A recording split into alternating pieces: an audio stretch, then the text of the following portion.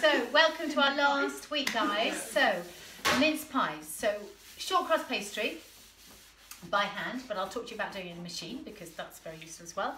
Making mince pies, and then we are going to do crunchy almond chicken. Right now, I can't bear it when I have somebody in front and somebody behind. So, could you come around the side here? Okay, as you can all see. Brilliant. Okay, so let's get going with a short crust pastry. Now, short crust pastry is made with what type of flour? Corn. No.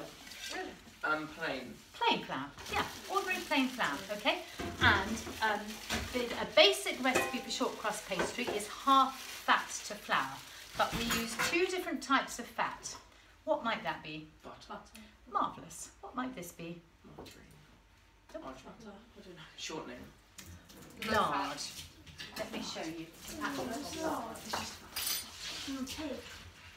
Yeah. Right, here we go. So this is what lard looks like, okay? So butter is there for flavour, and lard is there for texture, makes it more crumbly. So the combination of the two is absolutely delicious.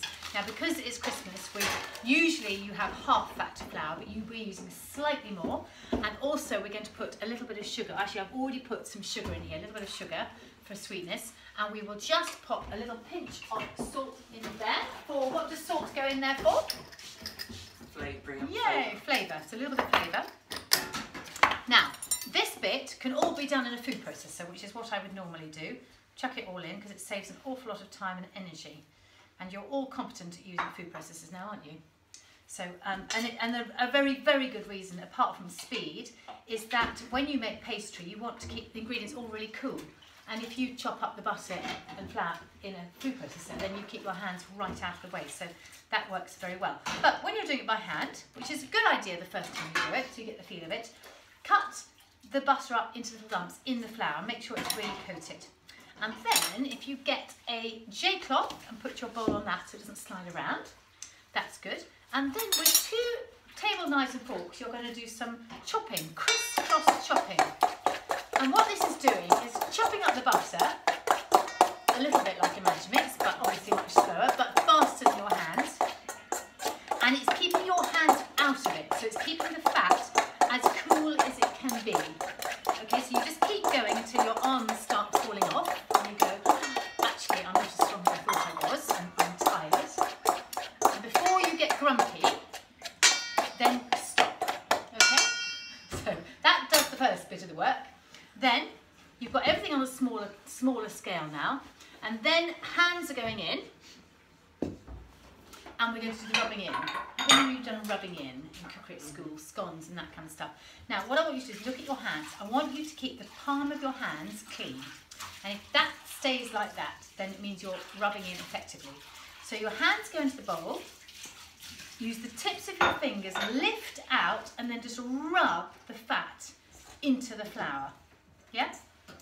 So you can take as long as you like of this, but I suggest you take as little time as possible because otherwise you'll just get bored. Alright? There's quite a lot of fat in this pastry, which means it'll be absolutely delicious. But you've got to watch out for your hands getting hot and sweaty. So if you know you're a hot-handed person, any hot-handed persons in the house? Yeah. Then what you do is you go to the tap and put it under a cold tap and you cool them down. Always 1 or 2 people in every class that have to do that. Okay, so can you look at my hands? Can you spot that the palms of the hands are clean? Okay, so all the work is being done by my fingers. So it was very easy when you're chatting, because it's a good time to chat when you're doing this, for your hands to drop down and to fall into the bowl, and you start doing this. Okay, immediately your hands are going to start heating the fat up. So I should have my eyes out like a hawk. And I bet that I'll have to remind somebody to get their hands out of the bowl above and rub down like that. Okay? Who is it going to be? Right, so keep going, and at some point you'll be thinking, well, have I done this enough? And what you do then is that you bang the bowl. Okay? And when you bang the bowl, the lumps jump to the top. So you've got to have a look at these lumps and say, well, are these caked together pastry, or are these in fact lumps of fat that I haven't rubbed in yet? What do you think about these? Lots of fat. That's definitely a lump of lard, isn't it? Yeah. So then, but then because they've come to the top, you can then pinpoint them and just go straight in and attack them again and get rid of those last bits. So if you didn't rub in the fat properly, can you think what might happen when you bake your pastry? There'll be lumps and it'll sort of like collapse in those areas. It's like sort of gets all soggy. Yeah. Oh, you just get a big hole with a greasy pool around it. Yeah. So, not life-threatening because this is pastry, but not ideal if you were making a kind of quiche and you had a runny filling that would run out. So, another bang. What do you think about that now? Much better. Fabulous. Josie, could you do me some very cold water in a little jug? So, we are now going to bring the pastry together. So, I will just clear up this mess that I've made. That can all go back in the pastry bowl.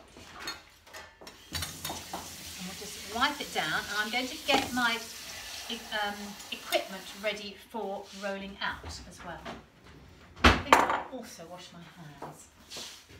Josie, could you get me a pastry brush and a palette knife, please? So, we are going to add a little bit of water. That is an awful lot of water. We're going to be adding about a tablespoon or 2, okay? So you're better to play it safe and just use a spoon to put some in, all right? Rather than tipping, because too much is going to go wrong very quickly. And then just stir it round. And it's lovely and warm in here, so every minute you're making this, the fat is starting to heat up. Give it a good old stir round. I think we're going to add a tiny bit more water to that, and then I'm going to get you to feel it so you can decide whether it needs more or not. Right, I want you to put your hands in here and just bring it together a bit and see whether you think the pastry will come together or whether you think it needs a little bit more liquid.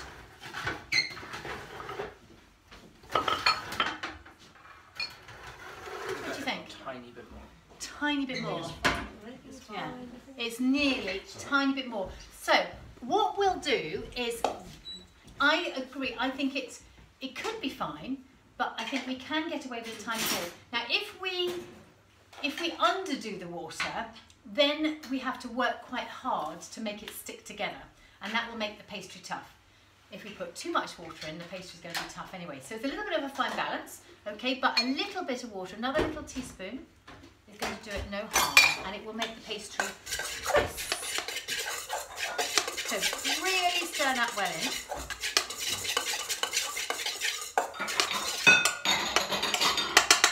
Now, this is the bit, bread bowl. Hold on to the bowl with one hand. When you're, I think we're all right-handed, aren't we, today? Nope. No? Okay, well you hold on with your right and in with your left. I want you to go in and do a really big scoop. That's one scoop. Okay, one lump, and then another one. I'm going to allow you 3 to bring all that pastry together, okay? Because at this point, the more we handle it, the more we're going to make it tough, all right? So at every stage, we're keeping an eye. So one more squeeze, and you should have all your pastry out of the bowl, in a clean bowl, in a lump there. Now, the last thing we have to do is just a little bit. Kneading is a word they use to do this, but kneading infers to me bread making, which is really lots of hard work and lots of throwing around the kitchen. I just want you to bring this together. I think again we're going to run with the 3 squidges. We've had 3 scoops and we're now going to go for 3 squidges to get this pastry together. Any more than that and I'm concerned the pastry is going to start becoming tough. And this pastry is so delicious, it's really worth bearing that in mind. So that's 1 squidge.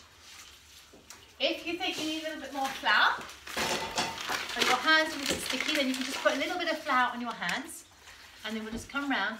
So 1 more squidge, and 1 more squidge. There we go. I think I've tucked in an extra one there when no one was looking. Do you blind bake the pastry, or do you cook it with the filling? For what we're doing mince pies today, there's no need to blind bake. You blind bake. Blind baking is when you line a flan ring with pastry and you pre-cook the pastry so that the pastry is cooked before the filling goes in. And that's for for something like a quiche Lorraine, where you put a runny sort of egg and milk filling in. Okay, so you have to have it pre-cooked. Right, we've got our lovely pastry now, and we are going to make mince pies. So, let me get the pastry mince pie here. Now, I thought what I'd do there. Josie, could you get larger? And up on the left-hand side, you need to get my Christmas cutter tin. You might need to get from next door the steps. So, mince pie tin and some cutters.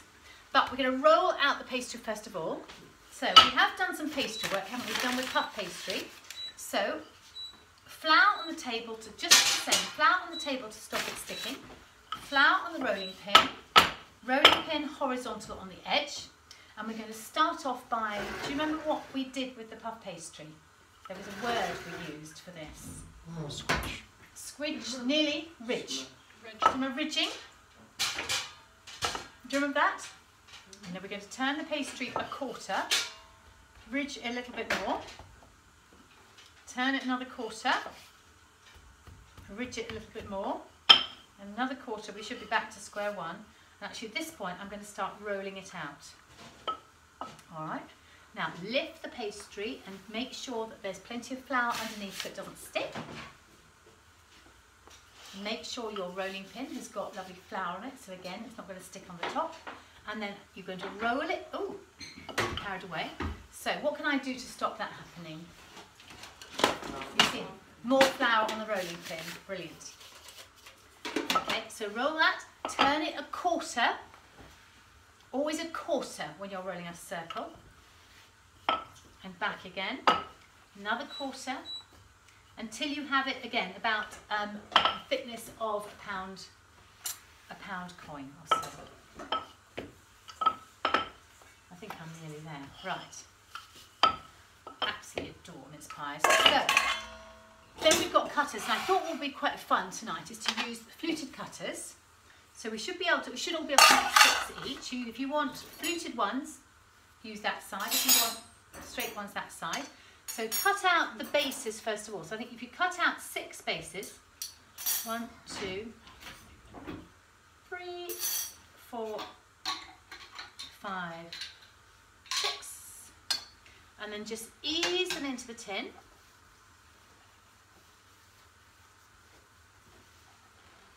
There we go.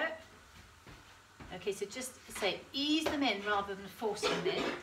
And then we have got a jar of mincemeat. So I have got a recipe for this, but that's one thing that we are buying tonight. And we want a scoop of mincemeat in. That's very tempting. If you put too much of the shop bought one in, which is very high in sugar, it can bubble up everywhere. But so scoop of that in.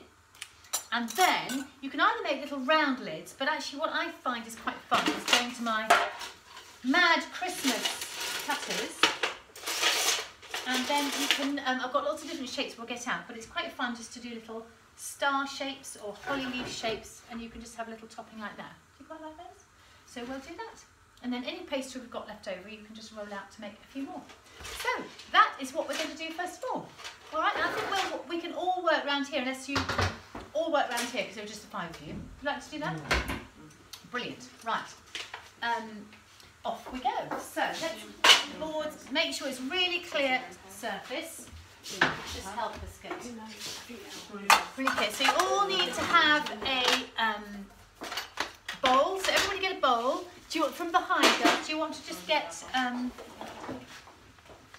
just going to do these. This contraption's in my way. Are we working by ourselves?